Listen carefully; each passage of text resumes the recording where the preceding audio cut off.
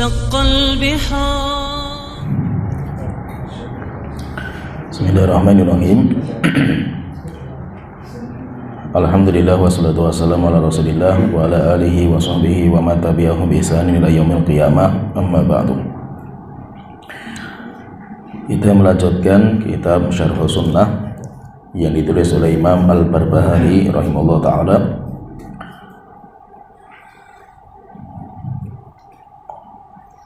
Sekarang kita masuk di poin ke-47. Tony, gerak Tony.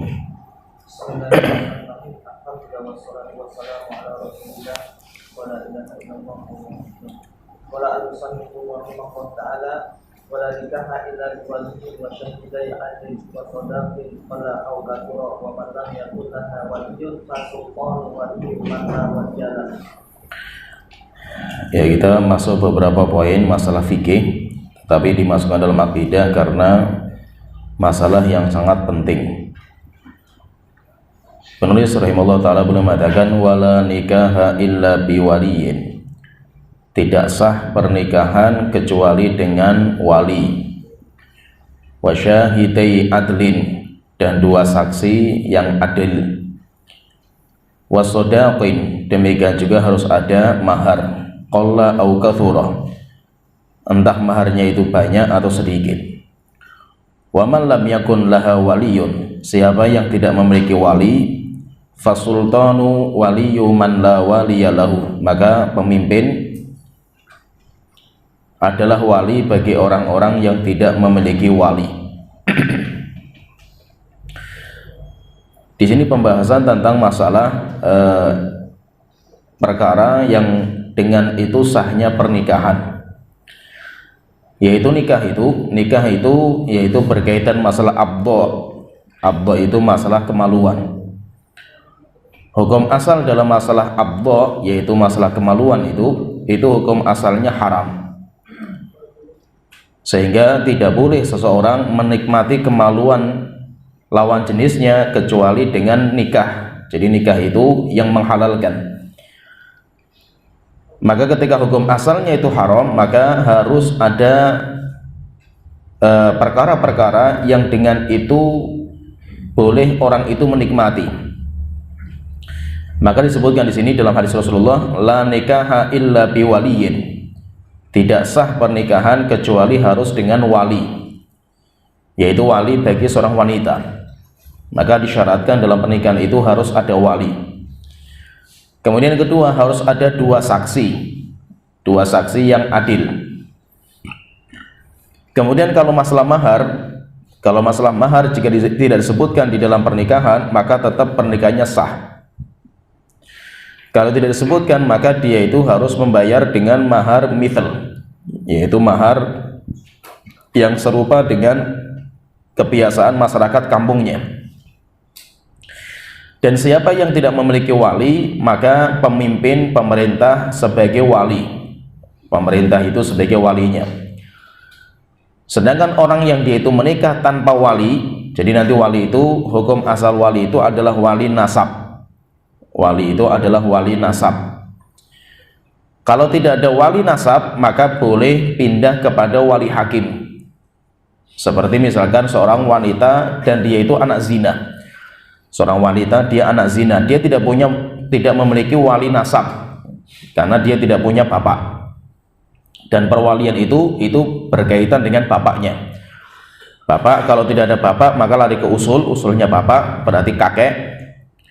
Atau bisa ke furu, bisa ke hawashi. Kalau tidak ada, maka berarti harus mencari wali hakim. Jadi wali itu hanya dua, wali nasab atau wali hakim. Sedangkan pernikahan tanpa wali, maka pernikahan itu tidak sah. Walaupun ada ustadz yang nikahkan kiai atau ustadz, tetap batal. Pernikahan tidak sah karena ustadz dia nggak ada kaitannya, kiai tidak ada kaitannya. Dia bukan wali nasab, demikian juga bukan wali hakim, sehingga pernikahannya batal. Maka kalau seandainya terjadi pernikahan dan yang menikahkan itu adalah ustadz atau kiai, maka hubungannya tetap haram. Kembalikan kepada hukum asal, masalah kemaluan itu, abdo itu hukumnya haram. Ini kira. وإذا طلق الرجل امرأته ثلاثا فقد حرمت عليه لا تحل له حتى تنكح زوجا غيره. Qala mu'allif rahimahullah ta'ala wa idza talaqa ar-rajulu imra'atahu thalathan. Jika seorang laki-laki mencerai istrinya 3 kali, faqad harumat alaihi, maka diharamkan bagi, yaitu wanita itu diharamkan bagi laki-laki itu. La tahillu lahu hatta tankiha zaujan ghairahu. Tidak halal perempuan itu bagi laki-laki itu sampai wanita itu menikah dengan suami yang lain dan sampai diceraikan, sampai berhubungan intim sampai diceraikan, sampai nunggu masa iddah baru dihalalkan untuk kembali kepada suami yang pertama. Tolak itu berkaitan masalah tolak, berkaitan masalah perceraian. Jadi orang ketika sudah menikah dengan pernikahan yang sah yaitu yang pernikahan wali ada, semua rukun-rukun dijalankan, syarat-syarat dijalankan, maka pernikahannya sah. Maka pernikahan itu sebuah ikatan yang sangat kuat, dinamakan dengan mitsaqun ghalidha, ikatan yang sangat kuat pernikahan itu.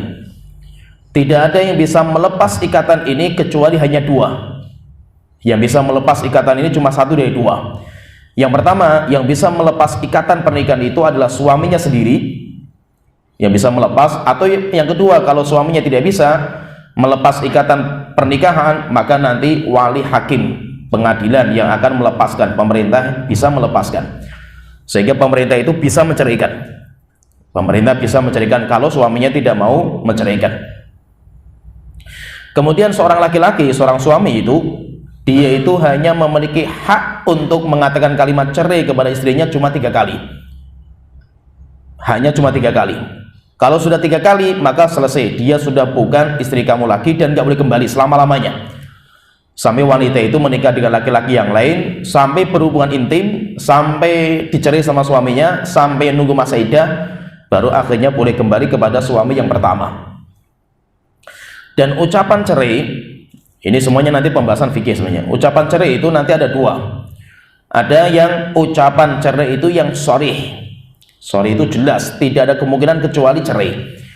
Kalau dalam bahasa Arab bisa dikatakan tolak tuki, saya mencerai kamu, atau anti tolik, engkau wanita yang sudah saya ceraikan. Kalau dengan bahasa Indonesia berarti sudah kalimatnya kalimat cerai, kamu saya ceraikan, kamu saya cerai. Kalimat cerai sudah muncul, maka kalimat itu jatuh sengaja maupun tidak, maupun dia bercanda, mau sengaja maupun bercanda jatuh, dihitung 1. Ini jadi tidak butuh niat. Kalau kalimatnya itu sorry, tidak butuh niat, walaupun niatnya bercanda. Kemudian yang kedua, kalau kalimatnya itu ghairus sharih, yaitu kalimat yang kinayah, tidak jelas. Kalimatnya itu tidak jelas. Misalkan sudah kita pisahan saja. Kalimat pisahan itu pisah apanya itu? Masih memiliki banyak makna. Maka kalimat-kalimat yang masih memiliki banyak makna, maka tidak jatuh perceraian sampai ada niat. Jadi niatnya itu kalau suaminya memang untuk menceraikan, maka jatuh. Ya. Jadi kalau suami sudah mengatakan kalimat cerai, baik tadi kalimatnya sorry, atau kalimatnya itu ghairus sorry tapi dengan niat perceraian, kita pisah sampai di sini, atau kita sudah kamu pulang saja sana ke rumah orang tua kamu itu. Kalau memang niatnya itu cerai, maka jatuh. Maka nanti kalau sudah kalimat cerai itu jatuh, maka itu dinamakan dengan perceraian pertama. Perceraian pertama, kemudian nanti kalau dia ngulang lagi kalimatnya kedua, maka pertama dan kedua itu dinamakan dengan tolak roj'i, tolak perceraian di mana suami masih boleh kembali kepada istrinya. Perceraian pertama, kedua. Tapi nanti cara kembalinya itu ada 2 macam. Yang pertama, jika kembalinya itu sebelum masa iddah selesai, masa iddah itu salah satu quru, yaitu 3 kali quru. Quru para ulama berbeda pendapat, ada yang mengatakan suci dari haid, ada yang mengatakan haid. Jadi kalau wanita itu sudah 3 kali suci dari haid, maka itu berarti sudah selesai masa iddah. Kalau selesai masa iddah kemudian dia itu kembali rujuk, maka harus ada pernikahan yang baru, ada akad yang baru, tapi masih boleh kembali. Tapi kalau belum selesai masa iddah, masih iddah pertama, haid pertama, kedua, maka boleh langsung kembali tanpa pernikahan, tanpa akad yang baru. Tapi kalau sudah selesai masa iddah, maka harus kembalinya itu dengan akad, tidak bisa tanpa akad. Harus ada akad baru, kayak orang nikah baru gitu. Walaupun sudah 10 tahun, 20 tahun misalnya, kalimat cerai keluar, setelah itu mereka berpisah, nggak ketemu lagi sampai 10 tahun. 10 tahun mereka mau rujuk, boleh nggak? Boleh, karena masih satu kalimat cerai. Tetapi kalau mereka kembali harus dengan pernikahan baru. Nanti kalau kalimat diulang lagi, kalimat cerai lagi, setelah rujuk mereka ngomong cerai lagi suaminya itu, maka jatuh yang kedua. Jatuh yang kedua. Nanti kalau sudah sampai ketiga, maka dinamakan dengan tolak bain. Tolak bain, tidak boleh rujuk kepada istrinya sampai istrinya itu menikah dengan laki-laki yang lain, sampai berhubungan intim, sampai diceraikan sama suami itu, sampai menunggu masa iddah. Selesai masa iddah, maka boleh laki-laki suami pertama itu kembali kepada istrinya. Sehingga tidak main-main, kalimat seperti ini tidak main-main. Kalau seorang wanita dia itu dizalimi sama suaminya, dia minta sama suaminya untuk menceraikan. Suaminya zalim, tidak memberikan nafkah dan yang lainnya misalkan zalim. Istri minta sama suaminya untuk menceraikan, tidak mau. Maka nanti wanita itu boleh minta cerai kepada pemerintah. Dinamakan dengan hukum namanya khulu', yaitu wanita dia itu minta melepaskan ikatan cerai itu sama pemerintah. Maka nanti pemerintah boleh menceraikan. Boleh menceraikan, dinamakan dengan khulu', yaitu bukan tolak, bukan perceraian, tapi namanya khulu'. Dalam bahasa fikihnya itu namanya khulu'. Iqra. ولا يحل دم امرئ مسلم يشهد ان لا اله الا الله ويشهد ان محمدا عبده ورسوله الا باحدى ثلاث زنا بعد احصان او مرتد بعد ايمان او قتل نفسا مؤمنه بغير حق فيقتل به وما سوى ذلك فدم المسلم على المسلم حرام ابدا حتى تقوم الساعه. Wala mu'allif wa ta'ala wala yahillu dam imri'in muslimin yashhadu an la ilaha illallah wa yashhadu anna Muhammadan abduhu wa rasuluhu illa bi ihda thalathin. Darah seorang muslim itu terjaga. Seorang muslim itu kalau dia sudah masuk Islam dengan syahadat, maka muslim satu dengan muslim yang kedua itu terjaga tiga perkara. Tiga perkara itu terjaga. Haramun damuhu wa maluhu wa irduhu. Diharamkan darah, harta dan kehormatan. Maka tiga perkara ini tidak boleh dirusak. Darah tidak boleh ditumpahkan kecuali dengan alasan yang syar'i. Harta tidak boleh dirampas kecuali dengan alasan yang syar'i. Demikian juga kehormatan tidak boleh disobek kehormatan itu kecuali dengan alasan yang syar'i. Siapa yang merusak satu dari tiga ini, maka itu namanya zalim. Jadi zalim kepada saudara kita itu apa? Zalim dalam satu dari tiga ini. Menzalimi jiwa, atau menzalimi harta, atau menzalimi kehormatan. Itu semuanya dinamakan zalim. Jadi zalim itu bukan hanya berkaitan masalah fisik, orang itu dipukul, zalim. Iya, itu termasuk zalim. Tapi zalim itu ada tiga. Zalim itu ada tiga, yaitu zalim yang berkaitan masalah jiwa, masalah harta, masalah kehormatan. Maka itu kenapa kok ghibah hukumnya haram dan zalim, karena berkaitan masalah kehormatan. Demikian juga menuduh wanita zina, dinamakan dengan qadful muhsanatil mu'minatil ghafilat. Menuduh wanita suci dengan tuduhan zina, itu zalim. Kenapa zalim? Karena merobek kehormatan. Sehingga zalim itu nanti berkaitan dengan satu dari tiga perkara ini. Berkaitan masalah nyawa, maka seorang muslim itu nyawanya terjaga selama dia itu mengucapkan kalimat la ilaha illallah Muhammadur Rasulullah dan belum dibatalkan kalimat itu. Kalau sudah dibatalkan, selesai, berarti dia bukan orang muslim lagi. Maka nanti pembatalan kalimat la ilaha illallah itu sebagai salah satu sebab akan nggak dijaganya nyawa orang itu. Nah, itu ketika orang itu sudah mengucapkan kalimat syahadat, maka jiwa orang itu terjaga kecuali kalau dia mengamalkan satu dari tiga. Satu dari tiga itu yang masyhur. Satu dari tiga itu yang masyhur. Walaupun nanti ada perkara-perkara lain yang dibahas oleh para ulama, tapi tidak dimasukkan dalam satu dari tiga ini. Tapi hadis yang masyhur itu tiga. Yang pertama, zinan ba'da ihsanin. Orang yang berzina dan dia itu sudah muhsan. Muhsan itu sudah menikah dengan pernikahan yang sah. Pernikahannya itu harus sah, pernikahan itu dengan syarat-syarat tadi yang kita sebutkan. Kalau orang itu belum pernah menikah walaupun berkali-kali berzina, seorang pelacur misalkan, dia belum pernah menikah tapi dia menjadi seorang wanita pelacur, sehingga kerjaannya ya perzinahan terus itu. Kalau dia itu ditangkap, terus apa hukumannya? Dia tidak bisa dirajam.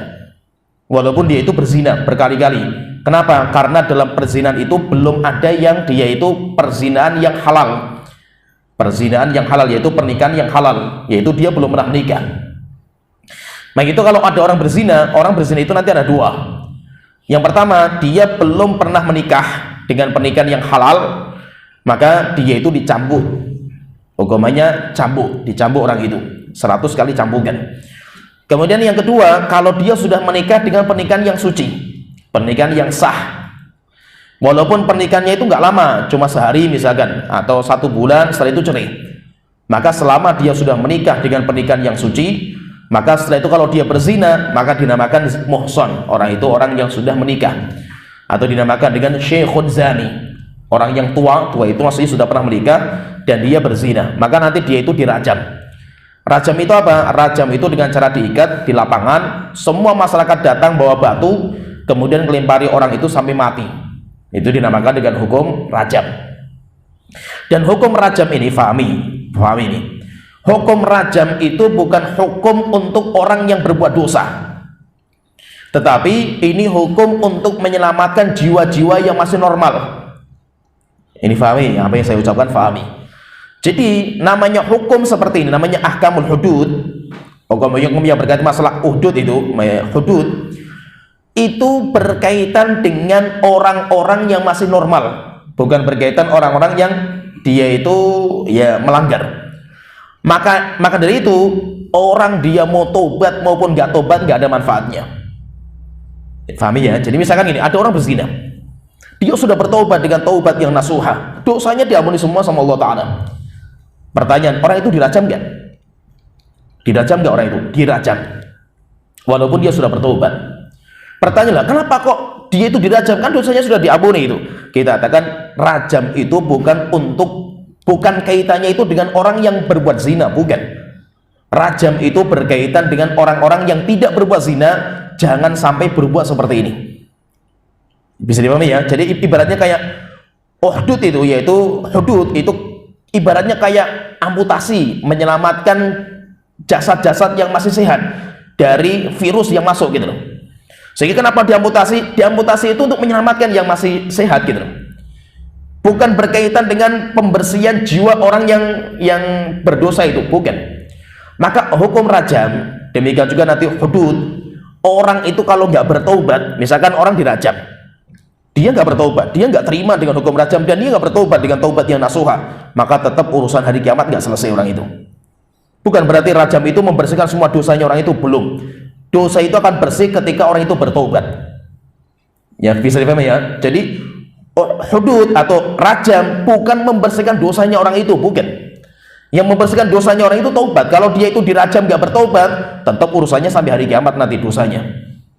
Tapi rajam itu berkaitan untuk apa? Menyelamatkan orang-orang yang masih normal, orang-orang yang masih sehat itu, supaya mereka tidak ikut-ikutan dalam perbuatan seperti itu. Kenapa? Karena dosa itu penyakit menular.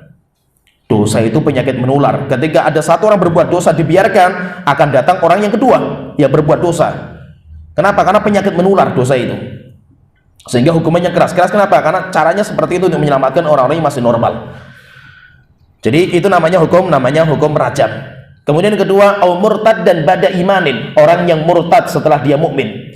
Orang yang murtad maka nanti hukumannya dipancung. Hukumannya dipancung. Kenapa? Karena dia itu sudah bukan muslim lagi, tapi dia itu orang murtad dari agama. Nanti murtad itu nanti banyak sekali lah, masa itu amal-amal yang membuat dia itu keluar dari Islam itu banyak. Tapi yang ketiga, au qatala nafsan mu'minatan bi ghairi haqqin, membunuh jiwa jiwa yang beriman tanpa sebab. Fayuqtal bihi, akhirnya orang itu dibunuh, nyawa dibalaskan nyawa, maka orang itu nanti dipancung. Pancung itu apa? Pancung itu dibunuh dengan cara yang paling cepat, itu namanya pancung. Maka pembunuhan yang paling cepat itu dengan cara ditebas lehernya yang belakang, itu cara yang paling cepat. Jadi hukum pancung itu, atau namanya kisos itu, yaitu menghukum dengan cara yang paling cepat, supaya orang itu cepat mati, maksudnya itu, supaya dia tidak merasakan sakitnya kematian. Beda sama orang yang dirajam kan. Kalau dirajam kan dia merasakan sakitnya luar biasa kan itu, karena belum tentu sehari itu bisa mati itu, dilempari dengan batu kan itu. Beda dengan orang yang dipancung. Pancung itu dengan cara yang paling cepat, dan rupanya Yang paling cepat itu kalau ditebas lehernya, orang itu langsung mati. Dengan cara dipancung. Dan orang yang dia itu membunuh jiwa seorang mukmin itu, ketika dia dipancung itu, maka dia itu belum tentu, saya katakan dari awal, belum tentu dosanya diampuni. Yang membuat diampuni dosanya itu adalah taubat.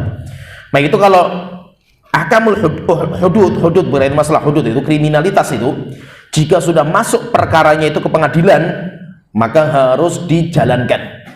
Urusan orang itu sudah bertaubat maupun tidak, nggak ada manfaatnya. Seorang wanita yang dia sudah bertobat kepada Allah Ta'ala dari perzinahan, datang ke Rasulullah, kemudian dia mengatakan, ya Rasulullah, ini zina itu, saya berbuat zina dan saya sudah bertobat. Maka Rasulullah mengatakan, ya tunaikan hukum Allah Ta'ala, yaitu dirajam. Walaupun orang itu sudah bertobat, bahkan orang itu diampuni dosanya sama Allah Ta'ala, sudah diampuni. Kenapa? Karena ini bukan berkaitan dengan jiwanya orang itu, tetapi berkaitan dengan orang-orang yang masih hidup, masih normal, supaya tidak ikut-ikutan. Ini disebutkan 3. Nanti ada beberapa perkara juga yang menyebabkan orang itu dihukum mati, seperti misalkan orang-orang yang dia itu muharabah. Muharabah itu begal, yaitu begal, tapi kalau begal lebih keras lagi nanti cara membunuhnya itu. Jadi kalau begal itu nanti begal itu nanti macam-macam. Kalau cuma mencuri, maka nanti ada hukumannya. Kalau mencuri sama membunuh, maka nanti ada hukumannya sendiri. Contohnya begal nanti juga termasuk orang yang dihukum mati juga. Kemudian yang kedua seperti LGBT, orang-orang yang mengamalkan homoseksual, mereka bukan berzina, sehingga LGBT itu bukan berzina, maka nggak bisa dirajam mereka itu. Namanya zina itu harus kemaluan zakar dan farj itu masuk, itu namanya zina. Sedangkan laki-laki sama laki-laki, perempuan sama perempuan itu bukan perzinaan. Terus mereka dihukum apa? Mereka dihukum mati. Dihukum mati bukan karena salah satu dari 3 sebab ini, bukan, tetapi karena mereka itu mengamalkan amalnya kaum Nabi Lut.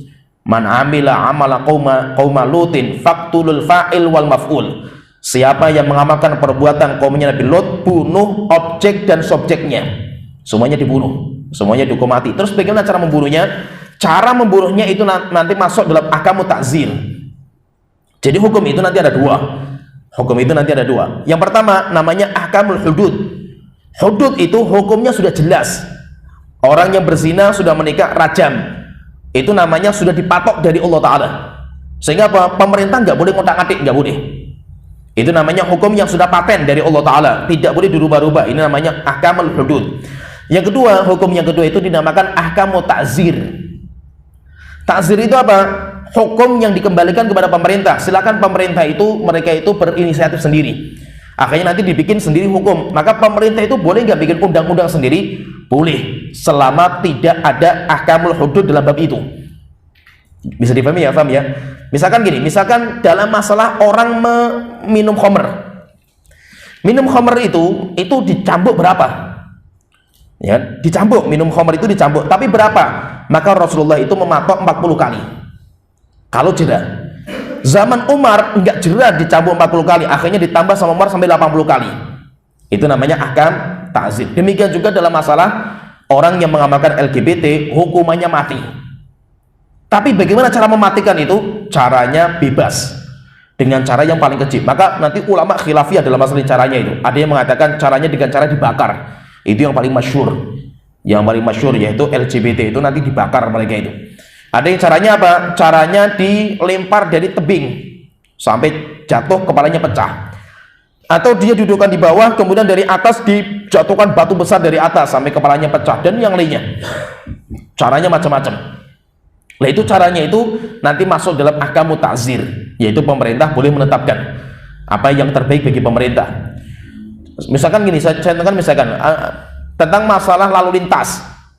Pemerintah menetapkan siapa yang melanggar lalu lintas denda sekian, ini. Boleh nggak pemerintah seperti itu? Boleh. Itu namanya apa? Ta'zir. Itu namanya ahkamu ta'zir. Itu pemerintah memiliki wewenang dalam masalah itu. Wa masih wadzalika fadamul muslimi 'alal muslimi haramun. Selain sebab ini, maka darah seorang muslim bagi muslim yang lain hukumnya diharamkan abadan selama-lamanya hatta taquma sa'ah, sampai hari kiamat ditegakkan. Iqra. كل شيء مما أوجب الله عليه الفناء يفنى إلى الجنة والنار والعرش والكرسي والسور والقلم واللوح ليس يفنى شيء من هذا أبدا ثم يبعث الله الخلق على ما أماتهم عليه يوم القيامة ويحاسبه بما شاء فريق في الجنة وفريق في السعير ويقول لسائر الخلق ممن لم يظلم بالبقاء كونوا ترابا. Qala mu'allif rahimahullah ta'ala wa kullu syai'in mimma ujiballahu alaihi al-fana yafna.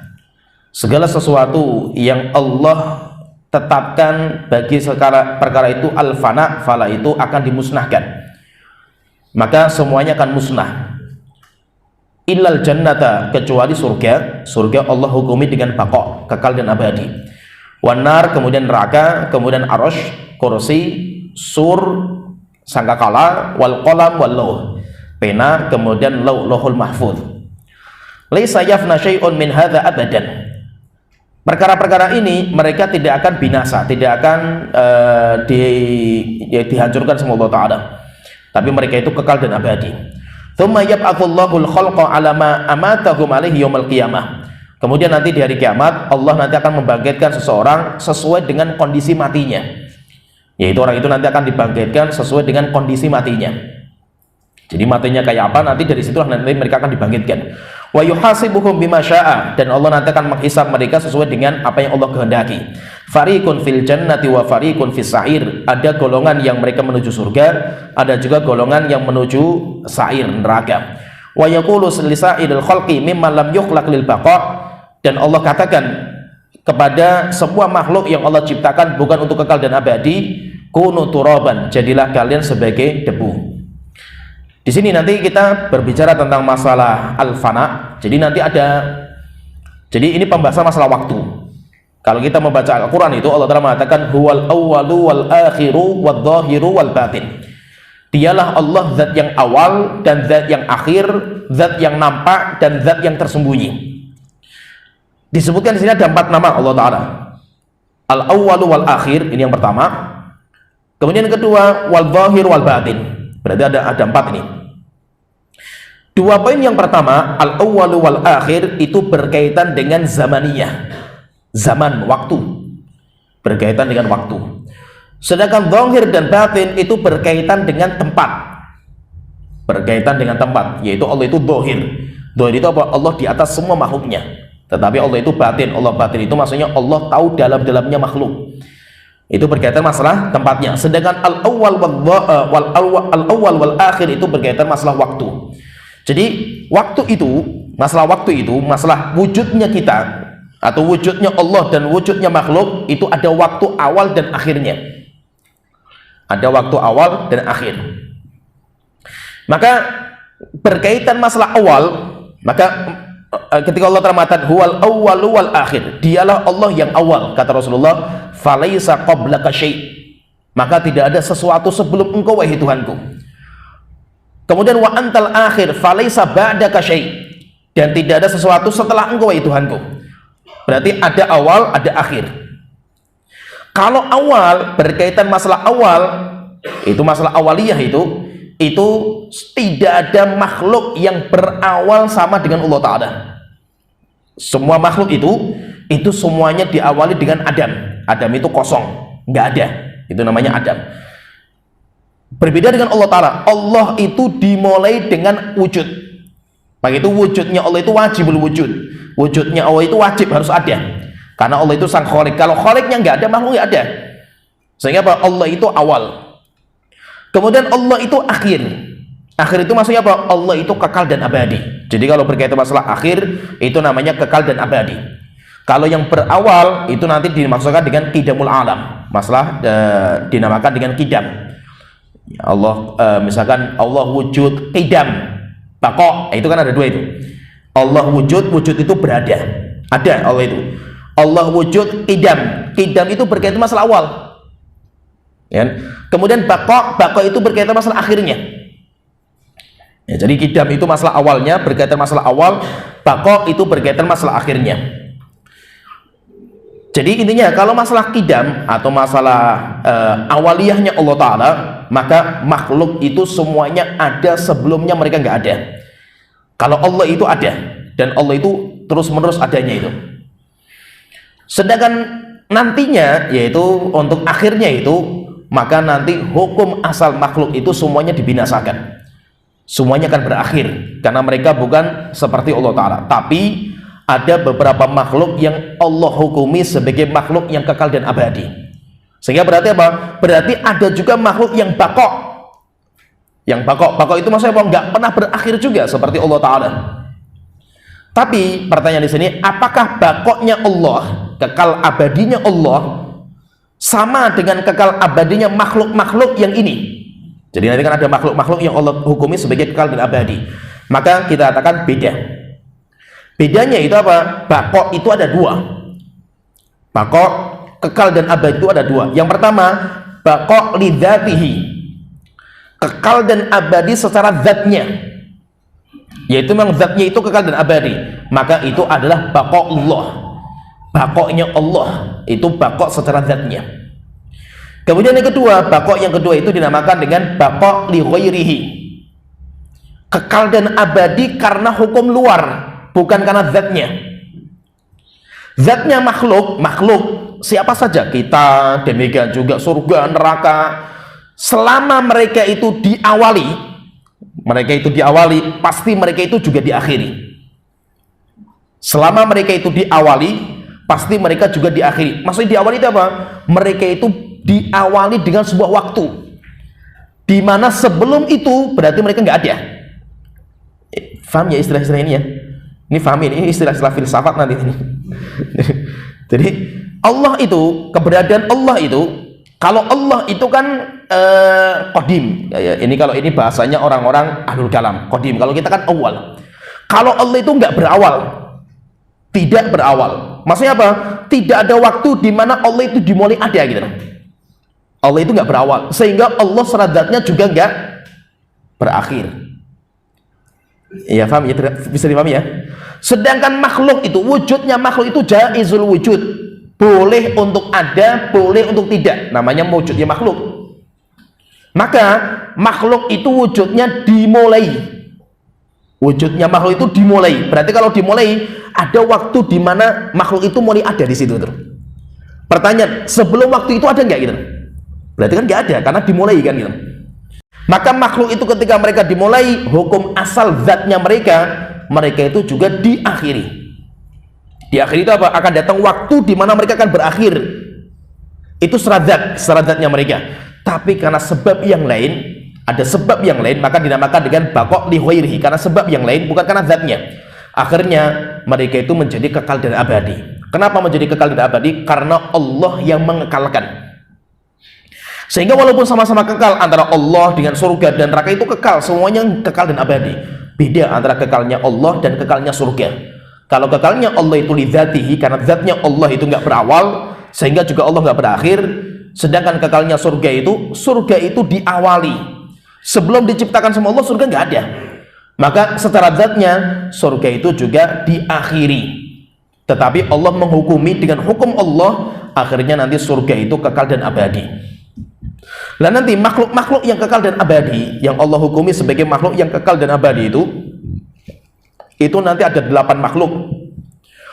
Itu walaupun panjang lebar perdebatan para ulama dalam masalah ini, tapi yang paling masyhur disebutkan oleh Imam As-Suyuti. Beliau mengatakan bahwa makhluk yang kekal dan abadi itu kalau dikumpulkan semuanya itu hanya 8 makhluk. Selain itu tidak ada yang kekal dan abadi. Ada 8 makhluk. Beliau mengatakan dalam sebuah syair, "Thamaniyatun hukmul baqa'i ya ummuha minal khalqi wal baquna fi hayyizil adam." Ada 8 makhluk. Thamaniyatun hukmul baqa', di mana hukum kekal dan abadi mencakup 8 ini.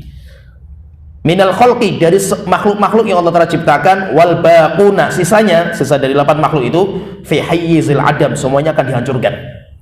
Semuanya hancur dan semuanya nggak ada lagi. Berarti ada 8. Apa 8 itu? Hiyal arsyu wal kursi wa jannatun wa narun. Arsy, kursi, surga, neraka. Kemudian mengatakan wa ajabun, yaitu ajabud dzanab. Ajabud dzanab itu tulang ekor. Wa ajabun wa arwahun, kemudian ruh. Kadzalikal lauhu wal qalami. Kemudian juga lauh itu lauhul mahfud, kemudian pena. Berarti ada 8 makhluk yang itu kekal dan abadi. Singgasana Allah Ta'ala, arsy, kursi, surga, neraka, kemudian ajabud dzanab, namanya ajabud dzanab, kemudian ruh, kemudian lauhul mahfud, kemudian kolam. Itu ada 8 makhluk yang itu kekal dan abadi. Itu diciptakan oleh Allah untuk kekal dan abadi. Tapi kekal dan abadinya mereka, saya kata dari awal, itu bukan li dzatihi. Secara zatnya mereka nggak kekal, karena mereka diciptakan. Makhluk itu nggak kekal. Makhluk itu tidak kekal. Kenapa? Karena wujudnya mereka itu jaizul wujud. Wujudnya mereka itu mungkin. Beda dengan wujudnya Allah, di mana wujudnya Allah itu wajibul wujud. Kalau Allah itu wajib, wujudnya harus ada, tidak mungkin kosong dari wujudnya Allah Ta'ala. Berarti itu namanya yaitu makhluk-makhluk yang kekal dan abadi. Siapa yang mengatakan bahwa 8 ini nggak kekal, maka dia nanti termasuk ahlul bidah. Dan ahlul bidah yang paling parah berkaitan masalah ini itu adalah Jahmiyah. Mereka Jahmiyah itu yang pertama kali mencetuskan akidah bahwa surga dan neraka nggak kekal. Surga dan neraka itu nggak kekal, akan selesai surga dan neraka. Kenapa? Kata mereka, alasan mereka, kalau kekal berarti nanti sama dengan Allah Ta'ala. Jawabannya apa berarti? Gampang sekali kita jawabannya. Kenapa? Kekekalan Allah itu beda dengan kekekalan mereka. Surga dan neraka beda. Walaupun sama-sama kekal, tapi beda. Ada kekalnya li dzatihi, ada juga yang kekalnya itu li ghairihi. Kemudian setelah itu yaitu ya beliau menyebutkan di sini, kita sebutkan satu persatu, illal jannata wan nar, kecuali surga dan neraka. Yang dimaksud dengan surga di sini adalah surga yang memang Allah ciptakan untuk kekal dan abadi. Kemudian kalau yang dimaksud dengan neraka, fahami di sini. Neraka yang disebutkan di sini itu adalah neraka untuk orang kafir dan musyrik. Yaitu nerakanya yang kekal dan abadi. Sedangkan nerakanya bagi orang muwahhidin, usatul muwahhidin, orang-orang mukmin yang berbuat dosa dan maksiat. Karena nanti orang-orang mukmin berbuat dosa dan maksiat, mereka kan masuk neraka. Setelah itu mereka dikeluarkan dari neraka. Terus nerakanya diapain? Sisanya mereka itu, neraka yang ditinggal sama mereka, maka itu akan dihancurkan. Itu akan dihancurkan oleh Allah Ta'ala, sehingga nerakanya orang mukmin yang berbuat dosa dan maksiat tidak kekal dan abadi. Bisa dipahami ya? Paham ya? Maka yang dimaksud dengan neraka yang kekal dan abadi itu nerakanya orang kafir. Nerakanya orang kafir. Maka kita katakan bahwa neraka itu ada 2. Ada neraka yang kekal dan abadi, yaitu nerakanya orang kafir. Yang kedua, neraka yang dihancurkan sama Allah Ta'ala, itu nerakanya miliknya orang-orang mukmin pelaku dosa dan maksiat. Wal arsyu wal kursi, kemudian ada arsy, kemudian ada kursi. Arsy dan kursi itu beda. Arsy itu singgasana Allah Ta'ala, kayak singgasana raja, karena raja itu punya singgasana. Seperti Allah tersebutkan tentang Ratu Sabah itu, walaha arsyun azim. Sabah itu, Ratu Sabahnya punya singgasana yang besar, berarti ada singgasana raja. Allah juga punya arsy juga. Sedangkan kursi-kursi itu bukan tempat duduk, tapi kursi itu tempat injakan kedua kaki Allah Ta'ala. Itu namanya kursi. Wasi'a kursiyyuhus samawati wal ard. Kursi Allah seluas langit-langit dan bumi. Kemudian selanjutnya wasur. Sur itu trompet. Trompet tidak akan dihancurkan. Kenapa? Karena dari trompet itu nanti manusia dibangkitkan di hari kiamat. Wal qalam. Jadi surga dan neraka, fahami ya? Tadi cuma disebutkan surga dan neraka. Surga dan neraka itu termasuk penghuninya. Penghuni surga dan penghuni neraka kekal dan abadi. Ya, tidak disebutkan secara rinci. Siapa itu? Bidadari misalkan, atau anak-anak kecil, wildanun mukhalladun, anak-anak kecil yang dikekalkan, itu sudah masuk dalam surga gitu. Karena itu semuanya kenikmatan surga. Demikian juga azab neraka jahanam yang semuanya ada di situ, binatang-binatang dan yang lainnya, itu semuanya sudah masuk ke kategori neraka. Sehingga bidadari itu diciptakan untuk kekal dan abadi. Anak-anak kecil yang di surga diciptakan untuk kekal dan abadi. Wal qalama wal lauh, demikian juga kolam, pena, demikian juga lauhul mahfud. Ada satu yang tidak disebutkan di sini yaitu ruh. Ada 2 yang tidak disebutkan di sini yaitu ruh dan ajabud dzanab. Ajabud dzanab itu tulang ekor. Tulang ekor, berarti tulang ekor inilah yang nanti kita akan dibentuk ketika kita di hari kiamat, di sangkakala yang kedua, nanti dari tulang ekor itu akan dibentuk, dan tulang ekor itu nggak akan hancur. tidak akan hancur. Ini yang nanti akan dibentuk manusia itu, prosesnya dari sini. Kemudian yang kedua yang tidak disebutkan di sini adalah roh. Roh menjadi iskal di antara para ulama. Roh itu mengalami kematian enggak? Kullu nafsin 'alaiha fan wa yabqa wajhu rabbika dzil jalali wal ikram. Semua yang berjiwa pasti akan merasakan kematian. Pertanyaan, roh itu merasakan kematian enggak? Karena roh itu juga jiwa gitu. Apakah roh itu merasakan kematian? Maka pendapat yang paling kuat kita katakan roh itu merasakan kematian. Terus matinya roh itu apa? Karena kalau kita lihat itu, jadi yang membuat iskalnya itu setiap jiwa itu akan merasakan kematian. Itu dalil yang pertama. Dalil yang kedua, kalau kita membaca proses tentang manusia itu, roh itu sejak diciptakan dia itu kekal dan abadi. Kenapa? Karena manusia dicabut rohnya. Ketika rohnya sudah tercabut, langsung rohnya masuk alam barzah. Alam barzah langsung masuk alam akhirat gitu. Terus kapan rohnya itu mengalami masa vakum gitu. Sehingga apa? Seakan-akan apa? Dalam proses itu roh itu nggak merasakan kematian. Akhirnya apa? Dua masalah ini, dua dalil ini yang membuat iskal para ulama. Terus bagaimana cara menggabungkan? Maka itu kita katakan roh itu merasakan kematian karena keumuman kullu man 'alaiha fan. Sehingga apa? Roh itu juga merasakan kematian. Tapi kematian roh beda dengan kematian jasad. Kalau kematian jasad itu, jasad akan mati, di mana jasad itu diam, kemudian nanti akan ditanam dalam tanah, dimakan sama tanah sampai hancur. Tapi roh kematiannya nggak seperti itu. Terus matinya roh itu apa? Kita katakan matinya roh itu hanya proses keluarnya dari jasad. Proses keluar dari jasad itu namanya kematian bagi roh. Setelah roh itu keluar dari jasad, maka roh itu kekal dan abadi. Sudah tidak merasakan lagi kematian. Ya paham ya? Jadi kalau ditanya roh itu mati enggak? Mati. Terus matinya apa? Bukan matinya itu kayak jasad diam, kemudian nanti hancur, kosong, enggak. Karena roh diciptakan bukan untuk seperti itu. Tapi matinya roh itu proses keluarnya roh dari jasad. Itu namanya kematian bagi roh. Jadi roh itu matinya cuma proses itu saja. Setelah keluar, maka nanti roh itu masuk dari jasad, langsung masuk ke alam barzah.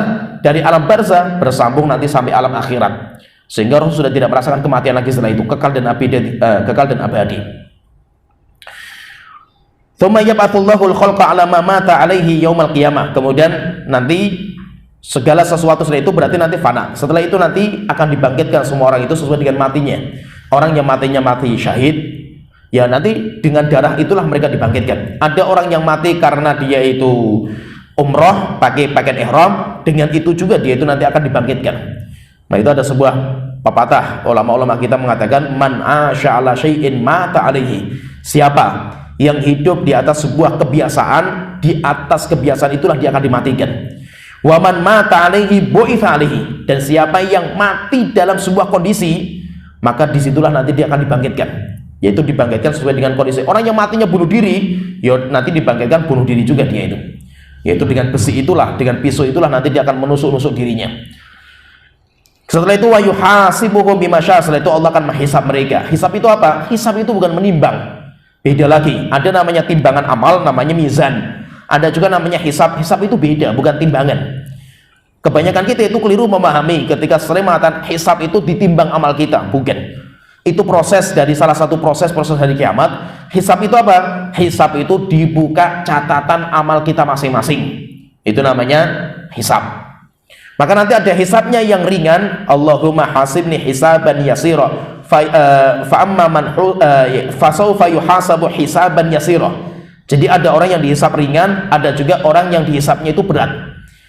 Ringan itu apa? Ringan itu kalau cuma dilewati, baca lewati tanpa ada diskusi, itu namanya hisab yang ringan. Kalau terjadi diskusi, manu kisal hisab udzib. Siapa yang terjadi diskusi dalam masalah hisab pasti akan diazab sama Allah Ta'ala. Itu namanya hisab. Nanti ditimbang, beda lagi masalah timbangan. Setelah itu nanti fariqun fil jannati wa fariqun fis sair. Ada satu yang golongan yang menuju surga, ada juga yang menuju neraka jahanam. Setelah selesai, orang sudah masuk surga, orang sudah masuk neraka jahanam, selesai, maka makhluk-makhluk yang tidak masuk surga dan neraka semuanya nanti akan dihancurkan. Seperti binatang. Allah Ta'ala mengatakan kunu turaba, jadilah kalian menjadi debu. Setelah itu dimusnahkan mereka. Sampai akhirnya orang-orang kafir mengatakan, yaitu ya laitani kuntu turaba, jika seandainya saya itu debu, yaitu kayak binatang. yang dimusnahkan, karena binatang nggak masuk surga, nggak masuk neraka, sehingga mereka akan dimusnahkan sama Allah Ta'ala. Kenapa? Karena mereka diciptakan bukan untuk kekal dan abadi. Sedangkan penghuni surga, penghuni neraka, mereka diciptakan untuk kekal dan abadi, yaitu nantinya itu, walaupun mereka melalui proses-proses kekosongan mereka ini. Ayo kira, ada. والإيمان بالقصاص يوم القيامة بين الخلق كلهم بني آدم والسباع والحواء حتى في الذرة إلى الذرة حتى يأمر الله عز وجل ببعضهم من بعض لأهل الجنة من أهل النار ولأهل النار من أهل الجنة ولأهل الجنة بعضهم من بعض ولأهل النار بعضهم من بعض. Qala mu'allif rahimahullah ta'ala wal imanu bil qisasi yaumal qiyamah, beriman tentang adanya kisos di hari kiamat, yaitu kisos itu semua bentuk kezaliman semuanya akan diselesaikan oleh Allah Ta'ala nanti di hari kiamat bainal khalqi kullihim, dan itu hukum umum mencakup kepada semua makhluknya, manusia, binatang, jin, semua itu semuanya, setiap ada kezaliman maka nanti akan diselesaikan semua, hatta termasuk orang kafir. Jika misalkan ada orang mukmin menzalimi orang kafir, terus bagaimana itu? Apakah selesai di dunia? Enggak selesai, tetap nanti akan diselesaikan nanti di hari kiamat sama Allah Ta'ala kalau nggak diselesaikan di dunia. Sehingga semua bentuk kezaliman itu semuanya pasti nanti ada kisosnya, dan itu kisosnya itu umum, semua itu nanti akan ditunaikan. Kenapa? Karena kezaliman itu, jadi kezaliman itu nanti kalau kita lihat itu, kezaliman itu nanti ada tiga. Kezaliman itu ada tiga. Yang pertama, zalimnya hamba dengan Tuhannya. Seorang hamba menzalimi Tuhannya, maka itu yang dinamakan dengan syirik. Jadi syirik itu apa? Zulm. Inna syirka la zulmun azim. Kesyirikan itu zalim yang paling besar. Dan zalimnya itu kepada siapa? Kepada Allah Ta'ala. Apalagi sampai menjuluki Allah dengan punya anak, itu kezaliman kepada Allah yang luar biasa lah itu kezaliman, dan kezaliman sama Allah Ta'ala itu nggak main-main, itu dosa yang tidak akan diampuni sama Allah Ta'ala kalau dia itu sampai menzalimi Allah Ta'ala. Kemudian yang kedua, kezaliman yang kedua, kezaliman seseorang dengan orang lain, manusia dengan manusia yang lainnya, ini tidak akan diselesaikan, tidak akan dibiarkan Allah sampai hari kiamat. Maksudnya apa? Kalau di dunia nggak selesai, maka urusannya sampai hari kiamat. Siapa saja selama dia itu urusannya makhluk dengan makhluk, yaitu tidak akan dibiarkan. Taubat nggak bermanfaat selama orang yang dizalimi tidak memberikan penghalalan. Kemudian yang ketiga itu zalimnya seorang hamba dengan dirinya sendiri, yaitu seperti saya menzalimi diri saya dengan cara apa? Saya berbuat dosa maksiat. Saya berbuat dosa itu saya menzalimi diri saya sendiri. Kenapa? Karena dengan sebab saya berbuat dosa, akhirnya diri saya terancam dengan azab neraka jahanam. Berarti saya menzalimi diri saya. Kalau saya menzalimi diri saya, itu bisa dihapus dengan taubat. Bisa dihapus dengan taubat. Taubat itu menyelesaikan dosa saya, yaitu kezaliman terhadap diri saya sendiri. Itu sudah selesai. Tapi zalim kepada makhluk itu nggak selesai, tidak selesai, yaitu harus minta penghalalan. Nah itu nanti kalau nggak selesai, kezaliman itu nggak selesai, maka urusannya nanti panjang sampai hari kiamat. Dan itu nanti kezaliman itu kisosnya itu umum sekali. Dan itu kata sebagian ulama nanti mengatakan ini proses setelah nyebrang jembatan. Jadi kalau memang dia itu jadi nanti proses itu nanti ada pembersihan dosa. Itu nanti pokoknya pas menyeberang jembatan selesai, itu nanti ada pembersihan dosa semua, termasuk kisos ini.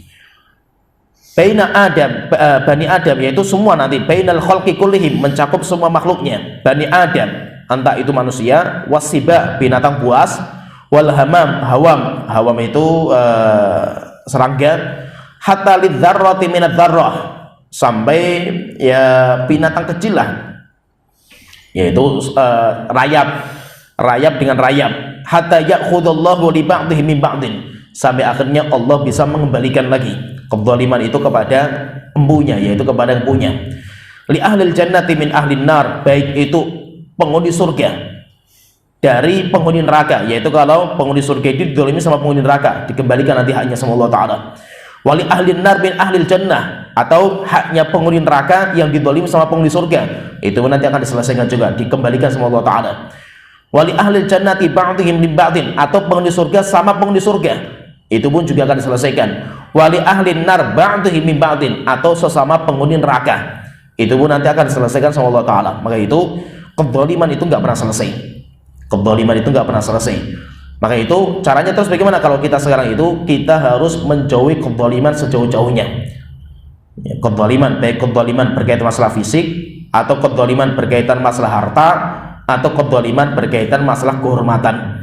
Itu harus kita hindari. Kenapa? Karena panjang dan berat sekali nanti urusannya itu. Sampai Rasulullah mengatakan ittaqul dzulma fa inna dzulumatun yaumal qiyamah. Jauhkan diri kalian dari kezaliman, karena kezaliman itu kegelapan nanti di hari kiamat. Itu urusannya nggak pernah selesai, kezaliman itu. Maka itu hati-hati, apalagi berkaitan masalah kehormatan. Apalagi berkaitan masalah kehormatan. Kehormatan itu yang paling sering kita jatuh. Sering kita jatuh itu dalam masalah kehormatan. Kalau masalah nyawa sih mungkin kita enggak. Kita insya Allah masih bisa menjaga diri. Masalah harta mungkin kita masih bisa menjaga diri. Karena seakan-akan kalau kita itu merampas hartanya orang lain itu dosa besar lah kita mencuri itu. Akhirnya apa? Kita itu menjaga diri untuk seperti itu. Tapi kalau berkaitan masalah kehormatan manusia, itu yang terkadang kita nggak bisa menjauhi diri kita. Seperti apa? Ghibah, namimah, kemudian juga tuduhan. Itu semuanya bentuk kezaliman dan luar biasa nanti akibatnya di hari kiamat. Itu panjang sekali nanti urusannya sampai hari kiamat, panjang sekali itu. Nah itu sering saya sampaikan berkaitan dengan masalah kehormatan seorang manusia itu. Kata Imam Ibnu Daqiq Al-Aid, boleh mengatakan a'radul muslimin, harga diri seorang muslim itu hufratun min hufar niron, itu bagaikan jurang dari jurang-jurang neraka. Yaqumu ala safiriha ta'ifatan, yang berdiri tegak di atas jurang itu ada dua golongan. Dan itu ya kita harus hati-hati, jangan sampai kita masuk di situ. Yaitu yang paling sering orang itu mencabik-cabik harga diri seorang muslim itu satu dari dua ini. Yang pertama, al-hukam, penguasa, hakim pengadilan. Itu nggak main-main mereka itu. Mereka keliru menghukumi, itu neraka jahanam mereka itu. Yang kedua, yang paling sering itu apa? Wal muhaddithun, ulama-ulama al-hadis. Coba yang ulama saja masuk di sini, itu nggak main-main itu ulama itu. Seorang ulama al-hadis ketika menjuluki si rawi ini dhaif, itu sudah merobohkan wibawanya loh, tinggal main-main itu. Masalah dhaif saja, padahal dhaif itu cuma masalah riwayat. Kita tidak menuduh orangnya sebagai orang sesat dan yang enggak, orang soleh, tetapi dalam masalah hadis dia dhaif sehingga riwayatnya lemah. Itu saja dia itu berada di jurang neraka. Kalau dia bicaranya itu karena hawa nafsu, neraka jahanam dia itu. Kalau seandainya cuma mengatakan dhaif saja itu, dia itu berada di jurang neraka jahanam.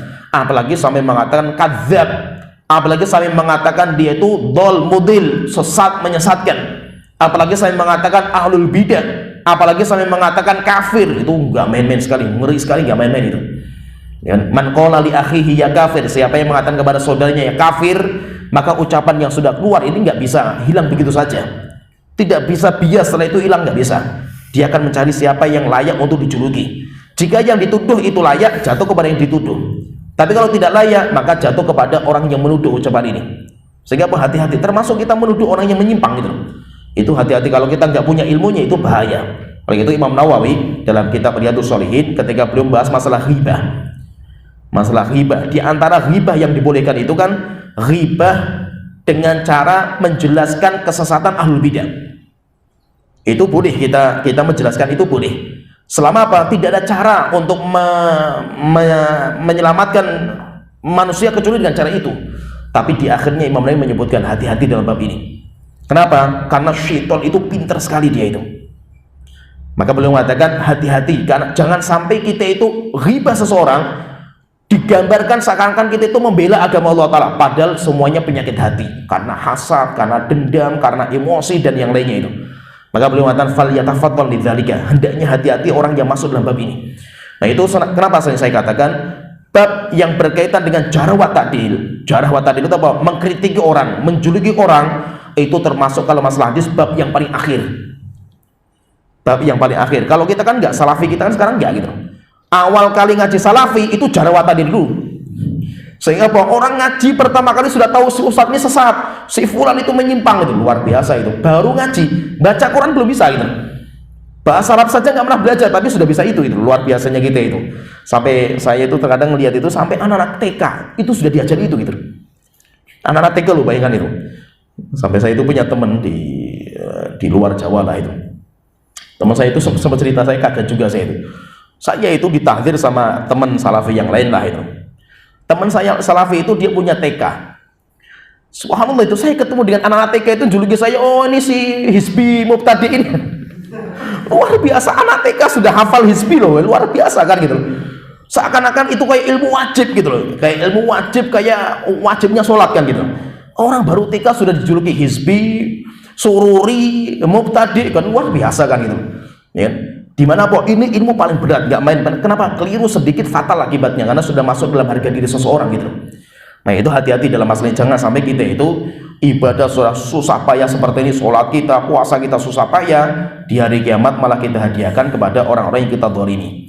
Ya sebenarnya sini wa akhiru da'wana, nanti insyaallah kita lanjut lagi wa akhiru da'wana. Alhamdulillahirabbil alamin, sallallahu alaihi wa sallam wa ala alihi wa sahbihi ajmain.